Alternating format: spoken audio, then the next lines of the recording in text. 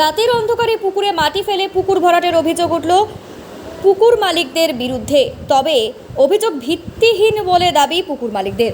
সোমবার হবিবপুর ব্লকের সমষ্টি ভূমি এবং ভূমি রাজস্ব দপ্তরের আধিকারিকের নিকট অভিযোগ জানালেন বুলবুলচন্ডী অঞ্চল তৃণমূল কংগ্রেস সভাপতি রাজীব ডাগা সহ বুলবুলচন্ডীর বেশ কিছু গ্রামবাসী।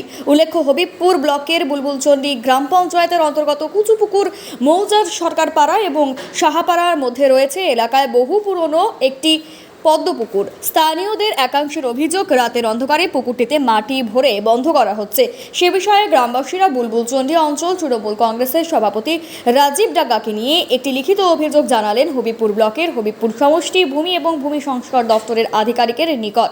হবিবপুর সমষ্টি ভূমি এবং ভূমি সংস্কার বিভাগের অ্যাসিস্ট্যান্ট ডিরেক্টর NBL&LRO আধিকারিক স্বপন তরফদার এ বিষয়ে জানিয়েছেন, পুকুর ভরাটের অভিযোগ তিনি পেয়েছেন, তিনি তদন্তে যাবেন। সত্যি যদি বেআইনিভাবে পুকুর ভরাট করা হয় তবে আইন অনুগ ব্যবস্থা নেওয়া হবে। এবং কি বিষয়ে অভিযোগ করেছে? বুলবুলচন্ডী জিপির কচুপুকুর মৌজা পদ্মপুকুর নামে একটা পুকুর আছে অনেক পুরনো।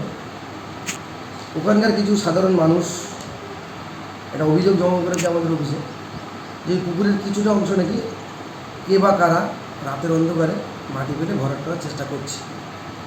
তো অভিযোগটা যেহেতু আজই পেলাম, তো সরজমিনে তদন্তে আমরা যাব, গিয়ে দেখবো যদি সেরকম ধরনের কিছু ঘটে থাকে তাহলে অবশ্যই আমরা আইন মারফত মানে জলাভূমি ভরাটের যে আইন, সে আইনের যা যা বিধান আছে সেটা আমরা সেই অনুযায়ী আমরা তার ব্যবস্থা গ্রহণ করব এবং জলাভূমি বা পুকুর যাতে পূর্ণ অবস্থায় ফিরে আসে সেজন্য রেস্টোর করার ব্যবস্থা করব। এ বিষয়ে বুলবুলচন্ডী গ্রাম পঞ্চায়েত প্রধান পূজা হাঁসদা তিনি জানিয়েছেন, এ বিষয়ে তিনি কোনো অভিযোগ পাননি। তবে যদি সত্যি বেআইনিভাবে পুকুর ভরাট করা হয় তবে প্রশাসন অবশ্যই ব্যবস্থা গ্রহণ করবে।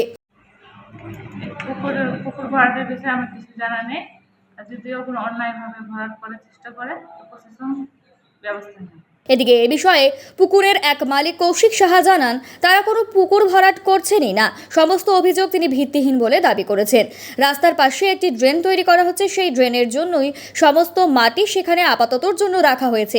বুলবুলচন্ডী অঞ্চল তৃণমূল কংগ্রেসের সভাপতি রাজীব ডাগা জানান, এই পুকুর অবৈধভাবে ভরাট করছে ল্যান্ড মাফিয়ারা। এলাকার সবাই জানে এটি পদ্মপুকুর এবং বহু পুরনো পুকুর। আগের BLRO সহ আধিকারিকদের যোগ সাজছেই এই পুকুর নিম্ন শ্রেণীর চেঞ্জ করা হয়েছে। কোনো পুকুর ভরাট হচ্ছে না, অঞ্চল থেকে ওখানে ড্রেনের কাজ হচ্ছে।